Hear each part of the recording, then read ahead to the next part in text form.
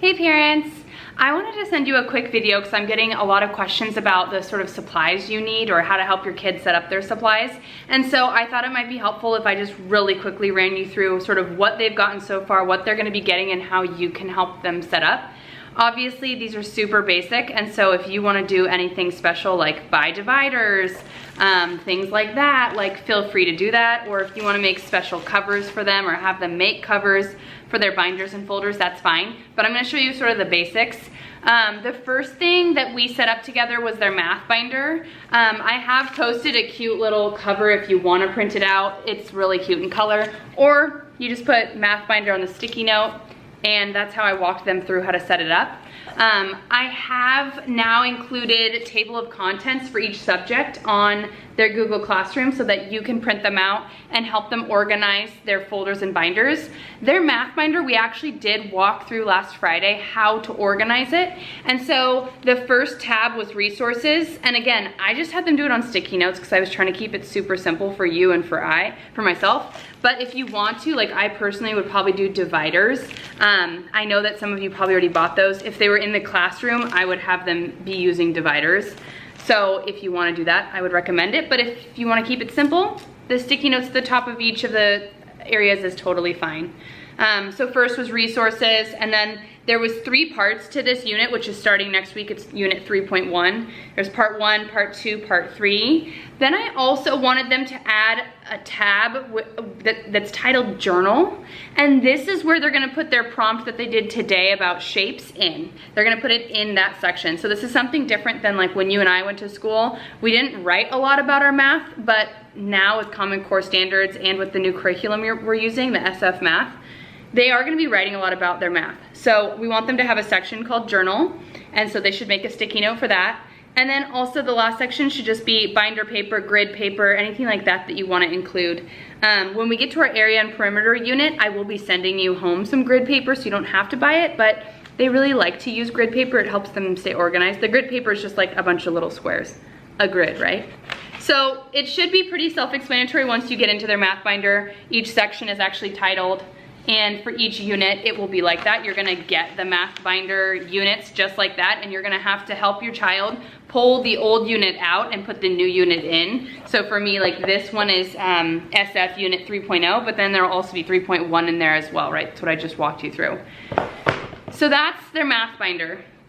The next big thing is probably their writing notebook. I recommended a composition notebook. I want it to be lined. In here, if they want to start by skipping the first few pages, that's fine. So they can do a table of contents, but they don't have to. I did include a cute little cover if you want to print that out, and they can cut it and glue it onto the front of their composition notebook. I do want this to be a notebook. I don't want it to be a binder. I'm really wanting all of their writing to start off handwritten, okay? It's okay if it's not super legible for you. A lot of times I can read things that you'd be surprised. But a lot of stuff they're gonna start in here and then they'll end up drafting and putting it into Google Docs. So I do want them to have an actual physical notebook for writing. They don't need a binder. The next topic I'm gonna go over will be the science and social studies. Miss Kim and I sort of recommended that you could have one binder for both subjects, or you can have separate binders for each. It's up to you. I have included on the online resources, so there's this like cute little science cover, or just throw a sticky note on there and that's fine too. And then I put the table of contents online now for you, so you can go ahead and print that and help your child hole punch it and stick it in a binder for them. We will have these 5 units this year, so there'll be learning plans, videos, just some live lessons and everything with those 5 units. For this, because I have not shared the supplies yet, I would just have them set up the binder with the cover and the table of contents and you should be good. That and social studies, exact same thing. So a binder would be best. They can have the cute little cover if they want, or just throw a sticky note on there, that's fine too. When you open it up, it's gonna have the table of contents for social studies, okay? And we will have learning plans for all of these units too. So those are the things I would recommend for social studies and science. Again, if you want that to be in the same binder, that's fine.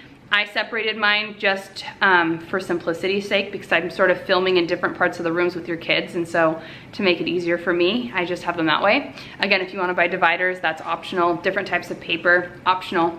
The last thing is reading. So reading, we have started a digital reading log, which we do want them filling in every day. However, we are noticing that it might be a little bit easier if they also have some way of taking notes during the mini lesson. So Miss Kim and I went ahead and are making these reading folders for you guys, and these will be in their next pickup. So next week's brown bag will have their first unit, which is a a fiction reading unit. We're in our narrative writing unit right now.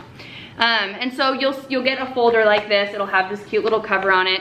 And then inside will also be I have not hole punched these and put them in yet, but will be the reading log in physical form. I don't really care however they prefer to do it. If they want to type theirs, that's fine. If they want to write it, that's fine.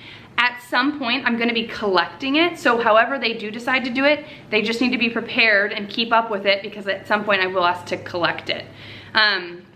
And then obviously the rest of the unit will already be in there for you. Sort of like how the math came, but I'll just go ahead and hole punch these. Probably hole punched and thrown in there for you.